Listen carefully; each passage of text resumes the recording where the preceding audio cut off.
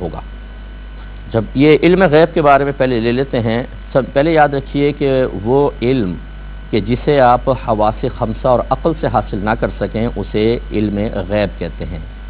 مثال کے طور پر یعنی وہ غیب کہلاتا ہے، اس کا علم غیب کہلاتا ہے۔ ایسی چیز جس کو آپ حواس خمسہ مطلب دیکھ کر، سونگ کر، چکھ کر اور چھو کر آپ محسوس نہ کر سکیں، انہیں نہ دیکھ سکیں، نہ سونگ، نہ چکھ کر، نہ چھو کر، نہ سن کر، یہ حواس خمسہ کہلاتے ہیں۔ ان سے آپ کسی چیز کو نہ جان سکیں، اسی طرح عقل سے نہ جان سکیں کہ آپ نے کوئی آلہ ایجاد کیا ہو پھر آپ نے اس کے ذریعے جانا ہو، تو پھر یاد رکھیں کہ وہ غیب کہلاتا ہے۔ اور علم غیب جو ہے یہ اللہ تبارک و تعالیٰ کے ساتھ خاص ہے، اور اللہ جس کو چاہتا ہے اس کو عطا فرماتا ہے۔ اب اس کی مثالیں دیکھیں، جیسے اللہ تعالیٰ کی ذات غیب الغیب ہے کہ نہ ہم اسے دیکھ سکتے ہیں، نہ کوئی اس کی اسمیل وغیرہ خوشبو ہے، نہ زبان سے معاذ اللہ چکھ سکتے ہیں، نہ اس کی آواز وغیرہ ہے کہ ہم سن سکیں، نہ اس کو چھو سکتے ہیں، نہ عقل سے کوئی آلہ ایجاد کریں۔ یہ صرف انبیاء علیہ السلام کے بتانے سے ہمیں غیوبات پر اطلاع ملتی ہے۔ تو اس کا مطلب یہ ہوا کہ پہلے اللہ تعالیٰ نبیوں کو علوم غیبی عطا فرماتا ہے، پھر جتنا حکم ہوتا ہے وہ اپنی قوم کو عطا فرماتے ہیں۔ تو نبی کریم صلی اللہ علیہ وسلم کے علم غیب کے لیے یہ عقیدہ رکھنا ہوگا کہ نمبر 1، آپ کا علم غیب عطائی ہے، ذاتی نہیں ہے، یعنی اللہ تبارک و تعالیٰ نے آپ کو عطا فرمایا۔ ذاتی وہ ہوتا ہے جو بغیر عطا کے ہو، یہ اللہ تعالیٰ کے علم کا خاصہ ہے کہ اسے کسی نے عطا نہیں کیا۔ اگر اللہ تعالیٰ کے علم ذاتی میں ذرا سا بھی کوئی ذرہ بھی کہہ دے علم عطائی ہے، کافر ہو جائے گا۔ ایسے نبی کریم صلی اللہ علیہ وسلم کے علوم میں عطائی کے بغیر ذاتی کا دعویٰ کر دے وہ مشرک ہو جائے گا۔ اللہ تعالیٰ کا علم ذاتی ہے، نبی کریم صلی اللہ علیہ وسلم کا عطائی ہے، ایک عقیدہ یہ ہے۔ دوسرا یہ کہ رحمت کونین صلی اللہ علیہ وسلم کے علوم اللہ تعالیٰ کے بعد تمام مخلوق سے زیادہ ہیں، آپ اعلم الخلق ہیں، اس پہ اجماع ہے، اور یہ یقین رکھنا، عقیدہ رکھنا لازم ہے، ضروریات دین سے ہے۔ نبی کریم صلی اللہ علیہ وسلم کو اللہ نے بڑے علوم سے نوازا ہے۔ اب جیسے تیسرا پہلے اس میں ایک اور عقیدہ دیکھ لیجئے کہ یہ علوم نبی کریم صلی اللہ علیہ وسلم کو بتدریج ملے ہیں، آہستہ آہستہ ملے ہیں، ایک دم کا یہ دعویٰ نہیں ہے کہ سارے علوم نبی کریم کو ایک ساتھ دے دیے گئے۔ جیسے جیسے قرآن نازل ہوتا رہا، قرآن اللہ تبارک و تعالیٰ آپ کو اس کے نکات بیان فرماتا رہا، جیسے اللہ نے فرمایا کہ ثم ان علینا بیانہ، پھر بے شک اس قرآن کا بیان ہمارے ذمہ کرم پر ہے۔ بیان کا مطلب اس کے اندر اس کی وضاحت، اس کی تفسیر، اس کے نکات، اس کے اسرار، رموز، لطائف، یہ اللہ تبارک و تعالیٰ اپنے حبیب سے فرما رہا ہے کہ اس کا بیان ہمارے ذمہ کرم پر ہے۔ تو ایک آیت نازل ہوئی، اس میں جتنے علوم تھے اللہ نے حبیب کو عطا فرمائے، پھر دوسری، پھر تیسری، اس طرح چونکہ قرآن کا نزول تقریباً 23 سال کی مدت میں تمام ہوا، تو رحمت کونین صلی اللہ علیہ وسلم کو 23 سال کی مدت میں گویا کہ تمام علوم عطا کر دیے گئے۔ تو اس کو ہم کہتے ہیں ما کانا وما یکون کا علم۔ حدیث میں بھی ہے، صحیح حدیث ہے، نبی کریم صلی اللہ علیہ وسلم فجر کی نماز کے بعد ممبر پہ جلوہ افروز ہوئے، ظہر تک بیان فرماتے رہے، پھر ظہر سے عصر، عصر سے مغرب، مغرب سے عصر سے مغرب تک۔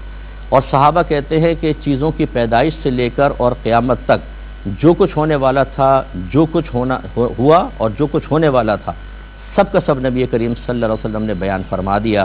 وَأَعْلَمُنَا أَحْفَظُنَا، ہم میں زیادہ علم والا وہ تھا جس نے جتنی زیادہ باتیں اس میں سے یاد رکھی۔ یہ بہت بڑا معجزہ تھا۔ اب عقیدہ ہمارا کیا ہے کہ چیزوں کی پیدائش سے لے کر قیامت تک کے تمام علوم اللہ نے بالتفصیل آپ کو عطا فرما دیے، جو کچھ ہونے والا تھا بالتفصیل بتایا۔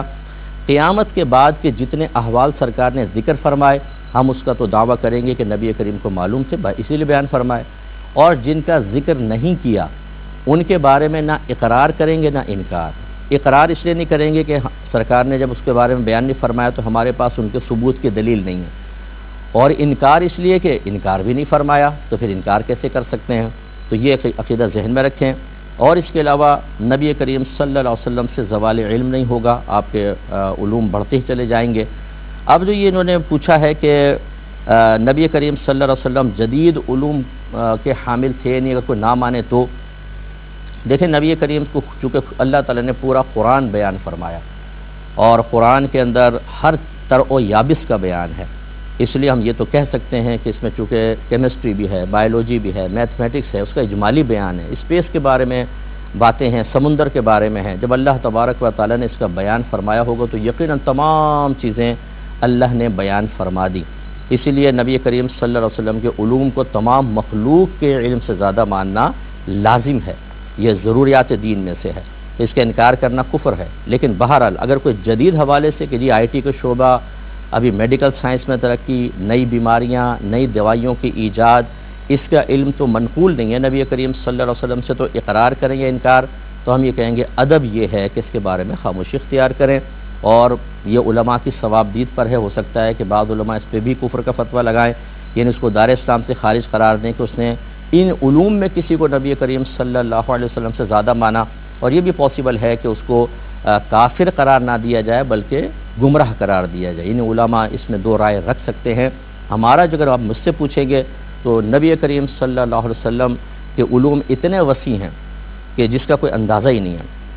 جیسے علماء نے ارشاد فرمایا کہ اگر ایک سمندر ہو، اس میں چڑیا چونچ ڈال کر نکالے اور ایک قطرہ گرے، تو نبی کریم صلی اللہ علیہ وسلم کے علوم کی مثال ایسی ہے جیسے سمندر، اور باقی مخلوق کے علم کی مثال ایسی ہے جیسے ایک چڑیا کی چونچ سے گرنے والا قطرہ، اتنا زبردست علوم۔ اور جیسے میں نے عرض کیا قرآن میں ہر طرح و یابس کا بیان ہے، یہ سارے علوم اللہ کے ہیں، کیمسٹری اللہ نے پیدا فرمائی، فزکس وغیرہ، لیکن چونکہ ہمارے نبی کا یہ منصب نہیں تھا کہ آپ ان چیزوں پہ کلام کرتے، تو آپ نے مخصوص علم پہ کلام کیا، لہذا ہمارا حسن ظن یہی ہے کہ نبی کریم ان کے علوم جانتے ہیں اور اس میں بھی سب سے زیادہ علم رکھتے ہیں۔ مختصر سا بریک لیں گے، ہمیں یقین ہے آپ ہمارے ساتھ ہی رہیں گے۔ بسم اللہ الرحمن الرحیم۔ تو آپ کی خدمت میں ذکر کیا علم غیب کے بارے میں، یاد رکھیں تھوڑی سی اس میں بات میں عرض کر دیتا ہوں کہ ہمارے نبی کریم صلی اللہ علیہ وسلم کا ایک صفاتی نام ہے نبیٌ۔ اگر آپ ڈکشنری اٹھا کے پڑھیں گے تو اس میں لکھا ہے غیب کی خبر دینے والا۔ یہ یاد رکھیں کہ انبیاء علیہ السلام آتے ہی غیب کی خبر دینے کے لیے ہیں، تو لہٰذا اگر وہ غیب کی خبر وہ نہیں دیں گے تو ہمیں کیسے پتہ چلے گا کہ غیوبات پر، کن غیوبات پر ایمان لے کر آنا ہے، ان کا یقین رکھنا ہے۔ وہ بتاتا ہے کہ یہ چیزیں، یعنی انبیاء علیہ السلام بتاتے ہیں کہ یہ چیزیں تمہاری نگاہوں سے پوشیدہ ہیں، تم حواس خمسہ یا عقل سے اس کو نہیں جان سکتے، ہمارے خبر دینے سے اس پر ایمان لاؤ۔ یہی امتحان ہوتا ہے کہ کچھ انکار کر دیتے ہیں عقلی لحاظ سے، اور کچھ سعادت مندی اختیار کرتے ہوئے تابع داری کرتے ہیں اور وہ نجات پا جاتے ہیں۔ تو اچھی طرح یاد رکھیں کہ نبی کریم صلی اللہ علیہ وسلم کے جیسے خلاصہ یہ ہے کہ آپ کے علوم تمام مخلوق سے زیادہ ہیں، اور یہی ہمارے عقیدہ اور ایمان رکھنا چاہیے۔ لیکن جدید علوم کے بارے میں جیسے سائل نے کویسچن کیا، اس میں آراء مختلف ہو سکتی ہیں اور وہ علماء سے معلوم کرنی چاہیے۔ میرا ایک کلپ آپ نے کافی پہلے سنا ہوگا، تقریباً 14 سال پہلے کا پروگرام ہے، 12-14 سال پہلے کا، اس میں اسی طریقے سے ایک میں نے عقیدہ ذکر کیا تھا کہ یہ جو نبی کریم صلی اللہ علیہ وسلم کے علوم مبارکہ ہیں، یہ سب سے زیادہ ہونا، یہ کفر و اسلام سے اس کا تعلق نہیں ہے۔ اس کا مطلب یہ تھا کہ یہ نہیں ہے کہ معاذ اللہ، میں تو بھی عرض کر رہا ہوں، یہ ضروریات دین میں سے ہے، تو مطلب اس کا یہ تھا کہ اگر فرض کریں یہی اس طرح کے کوئی جدید علوم کا دعویٰ کر کے اگر کرے گا تو پھر ہم یہ نہیں کہیں گے کہ اس نے ضروریات دین کا انکار کیا، کیونکہ اس میں گنجائش نکلتی ہے۔ ضروریات دین وہ مسائل ہوتے ہیں کہ جو علماء اور ان کی صحبت میں رہنے والی اکثر عوام جانتی ہو، ٹھیک ہے نا۔ تو یہ چونکہ جدید علوم ہے، اس میں ڈاؤٹ ہو سکتا ہے، لیکن جیسے میں نے آپ کو اپنا ذہن بتایا کہ ہمیں یہ بھی ماننا چاہیے کہ رحمت کونین صلی اللہ علیہ وسلم کو چونکہ پورا قرآن اللہ تبارک و تعالی نے بتایا، لہٰذا ان تمام چیزوں پر آپ مطلع ہیں۔ تو بعض اوقات ایسا ہوتا ہے کہ پچھلے بہت سے بیانات ہوتے ہیں، وہ بات جب ٹائم کم ہوتا ہے آدمی بیان کرتا ہے، پوری وضاحت نہیں کر پاتا، حالانکہ وہاں بھی مجھے وضاحت کرنی چاہیے تھی۔ اس کے بعد سینکڑوں بار وضاحتیں ہوتی ہیں، لیکن وہ وضاحتیں لائٹ میں نہیں آتی، کوئی ایک پرانا کلپ مل گیا، کسی نے کوئی چلا دیا۔ تو یہ جو ابھی میں نے آپ کو اپنا یہ جو میں نے بیان کیا، اس کو آپ اصل سمجھیے کہ رحمت کونین صلی اللہ علیہ وسلم کے علوم عطائی ہیں، سب سے زیادہ مخلوق میں آپ ہی کو علم حاصل ہے۔ اللہ تعالیٰ نے مخلوق کے پیدائش سے لے کر قیامت تک کے تمام احوال، تمام چیزوں کی تفصیل آپ کو بیان فرما دی۔ قیامت کے بعد کے انہی علوم کا ہم دعویٰ کریں گے جتنے علوم نبی کریم نے بیان فرما دیے۔ جن باتوں کے بارے میں خبر نہیں دی اس پہ نہ اقرار ہے نہ انکار ہے۔ جدید علوم کے سلسلے میں اگر کوئی انکار کرتا ہے تو یہ علماء کی رائے پر موقوف ہوگا کہ اس کے بارے میں کیا سخت حکم لگاتے ہیں۔ ہماری رائے میں اس کو کم از کم گمراہ اور ویسے اس کو احتیاطاً تجدید ایمان اور تجدید نکاح کروانا چاہیے۔